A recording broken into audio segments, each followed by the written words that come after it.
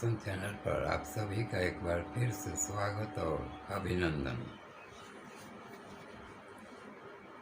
आज हम फिर से चर्चा करेंगे 4 पुरुषार्थों की और इससे भी कुछ आगे की बातें। सर्वोपरि पुरुषार्थ मोक्ष, जिसकी बड़ी महिमा है। सारा अध्यात्म जगत सनातनी विचार इसको लेकर मंथन करता रहता है और मोक्ष के प्रयास होते रहते हैं। तो सज्जनों, मोक्ष क्या अंतिम स्थिति है? मोक्ष मिल जाने से क्या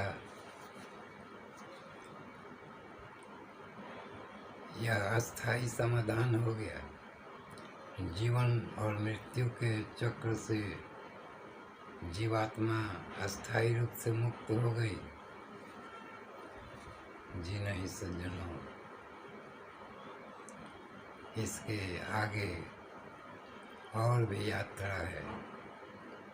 यह एक समय साध्य, या यूँ कहिए कि एक खास समय के लिए ही उपलब्ध है मोक्ष की स्थिति। वैसे तो गिनती में बहुत बड़ी संख्या है। वैदिक गणना के अनुसार 31 नील, 10 खरब और 40 अरब वर्ष ही इसकी अवधि है। इसके बाद मोक्ष भी एक्सपायर हो जाता है, अर्थात फिर से जीवात्मा को जन्म लेना पड़ता है। ये अलग बात है कि वह मानव जन्म ही लेता है। तो वैदिक सूचना के अनुसार पुरातन काल में 4 ऋषियों के नामों की चर्चा है, जिन्होंने मोक्ष की अवधि को पूरा किया और फिर से इस धरा पर मानव शरीर में अवतरित हुए। ये चारों महानुभाव वायु, आदित्य, अग्नि और अंगिरा के नाम से वर्णित हैं। इन्होंने अपने मोक्ष की अवधि पूरी करके फिर से मानव शरीर धारण किया था, यानी उनका पुनर्जन्म हुआ था।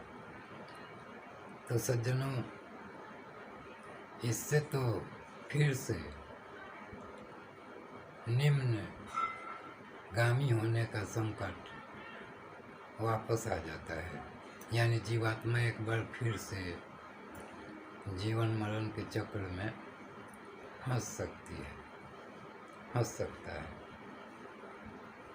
तो सज्जनों, इससे निजात पाने का क्या प्रबंध हो सकता है? शास्त्रीय संदर्भों की तो मैं कोई स्पष्ट और सटीक जानकारी नहीं बता पाऊंगा, लेकिन मेरा अपना अनुभव कहता है कि इससे बाद की स्थिति भी हो सकती है, जहाँ हमें मोक्ष के बाद फिर से इस मानव जीवन में या जीवन मृत्यु के चक्र में वापस न फंसना पड़े। इसके लिए हमें निरंतर ईश्वर से प्रार्थना करनी होगी, क्योंकि वे सर्वसमर्थ हैं और वे प्रार्थना सुनते हैं, सुनेंगे और एक मोक्ष की पदवी प्राप्त जीवात्मा की प्रार्थना तो वे अवश्य सुनेंगे, ऐसा मेरा आध्यात्मिक विश्वास है। तो सज्जनों, मूल पुरुषार्थ तो यही है कि मोक्ष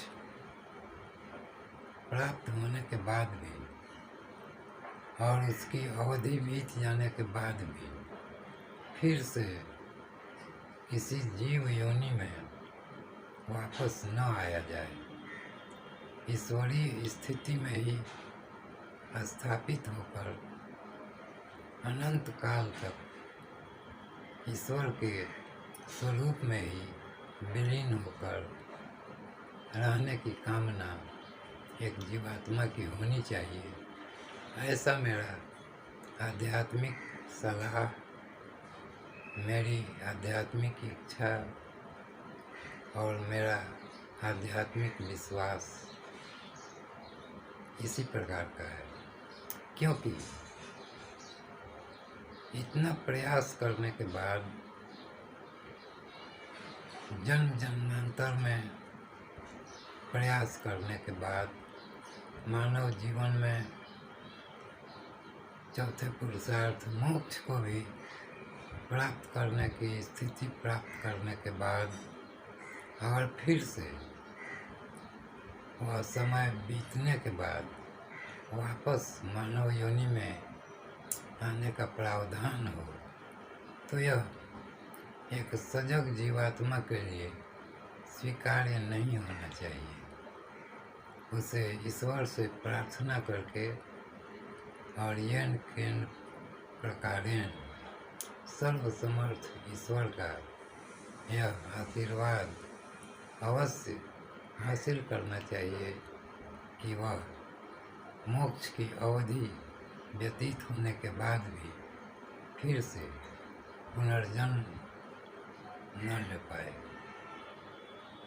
सज्जनों, यह गूढ़ आध्यात्मिक परामर्श है। कितने सज्जन इसको समझ पाएंगे, कितने इससे सहमत हो पाएंगे, और एक से बढ़कर एक शास्त्रज्ञ, महात्मा, अन्वेषक भरे पड़े हैं। तो उन सब से मेरा कोई सरोकार नहीं है। मेरा आध्यात्मिक जीवन मेरा अपना है। मेरे आध्यात्मिक विचार मेरे नितांत व्यक्तिगत हैं, और मेरी यह आध्यात्मिक उपलब्धि है जिसे मैंने अपने स्तर पर जांचा परखा है, और मैं अपने जीवन के लिए भी ईश्वर से प्रार्थनारत हूँ कि मोक्ष की स्थिति के बाद भी मेरा पुनर्जन्म न हो।